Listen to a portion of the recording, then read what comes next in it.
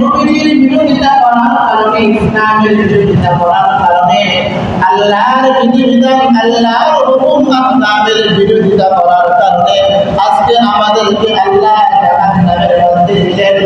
আর তোমরা দুনিয়ার মধ্যে থাকাকালীন অবস্থায় কোরআনের বিরোধিতা করো নাই, ইসলামের বিরোধিতা করো নাই, আল্লাহর বিরোধিতা করো নাই, কোরআনের বিরোধিতা করো নাই।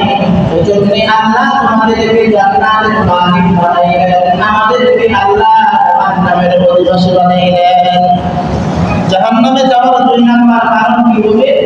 যারা ইসলামের বিরোধিতা করবে, কোরআনের বিরোধিতা করবে, সত্য ধর্মের বিরোধিতা যারা করবে, এদের ঠিকানা কোথায়? আবার কথা বলেন, তাদের ঠিকানা কোথায় হবে?